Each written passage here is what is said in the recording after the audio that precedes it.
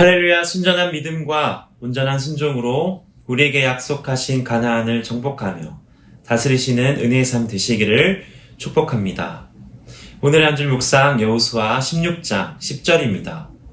그들이 게셀에 거주하는 가나안 족속을 쫓아내지 아니하였으므로 가나안 족속이 오늘까지 에브라임 가운데에 거주하며 노역하는 종이 되니라. 아멘.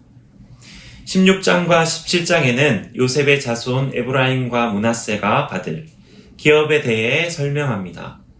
이스라엘의 12지파의 기원은 바로 야곱의 12아들에서 비롯되었고, 특별히 요셉은 야곱의 12아들 중 하나였음에도 그의 이름을 딴 지파는 없습니다.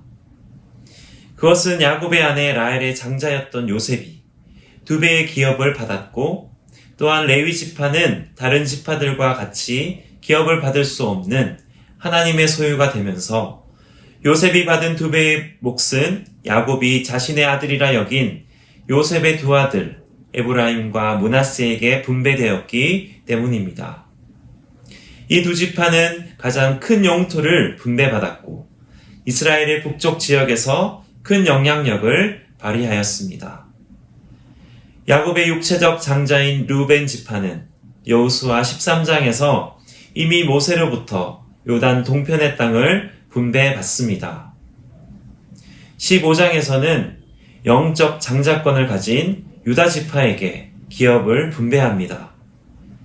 그리고 오늘 16장에서 12지파의 실질적 장자권을 가진 에브라임 지파에게 기업이 분배되고 있습니다.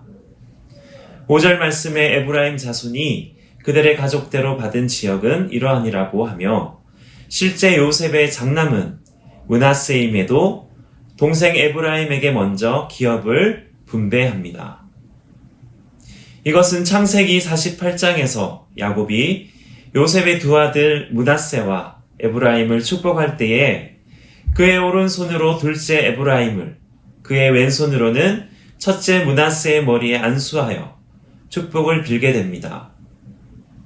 그것을 기뻐하지 않은 요셉은 2 아들 머리 위에 야곱의 손을 바꾸려 하지만 야곱은 허락하지 않으며 흡사 야곱 자신의 출생과 같이 후자인 에브라임을 므낫세보다 앞세우며 아우가 형보다 큰 자가 되리라고 예언합니다. 하나님의 구속사적 유업과 영적 상속은 전적인 하나님의 선택임을 우리는 깨달아야 합니다.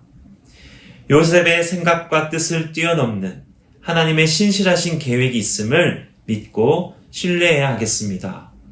오늘 본문 10절에는 그들이 게셀에 거주하는 가나안 족속을 쫓아내지 아니하였다 합니다. 여호수아 10장에서 게셀 왕 호람이 이스라엘과 싸우고 있는 라기스를 도우러 가지만 모두 멸절합니다. 게셀 왕과 그의 군대는 여호수아의 손에 멸절됐지만 게셀 땅에 있었던 가나안 족속들은 생존하였고 그들은 에브라임 지파 가운데 거주하며 그들의 종으로 살았습니다. 하나님은 모세와 여호수아를 통하여 가나안 정복지의 거주민들을 살려두지 말고 모두 진멸하라 하셨습니다. 그 말씀을 성실히 지켜왔던 여호수아의 뜻과는 달리 기업을 분배받은 지파들은 가나안 백성들을 진멸하지 않습니다. 처음에는 15장 63절의 말씀과 같이 여부스 족속을 유다 자손이 쫓아내지 못하였다고 기록되었지만 16장 10절에서는 쫓아내지 아니하였다고 기록합니다. 쫓아낼 힘이 없어서가 아니라 쫓아낼 의지가 없어진 것입니다. 현실적으로 가나안 족속들과 함께 살아가는 것에 큰 문제를 느끼지 못했고 그들을 종으로 삼아 편리를 누리는 삶에 익숙해져서 점점 하나님께서 하신 말씀을 놓치며 믿음 없는 삶을 살게 된 것입니다. 더 이상 가나안 땅은 이스라엘 백성들에게 정복지가 아니라 그 땅에서 안전하게 번성하며 살아가기 바쁜 정착지가 되었습니다. 이 땅을 살아가는 믿음의 성도들에게 하나님께서 약속하신 가나안 땅은 어떤 의미가 있습니까?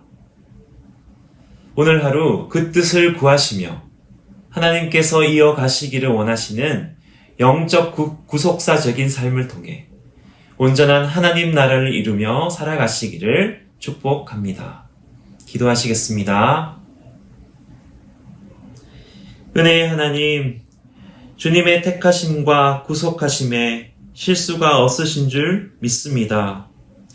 완전하시며 전적인 하나님의 뜻을 믿고 신뢰하며 나아갑니다.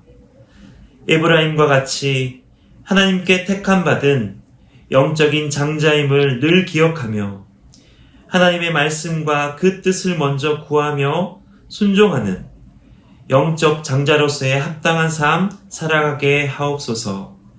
예수님의 이름으로 기도드립니다. 아멘.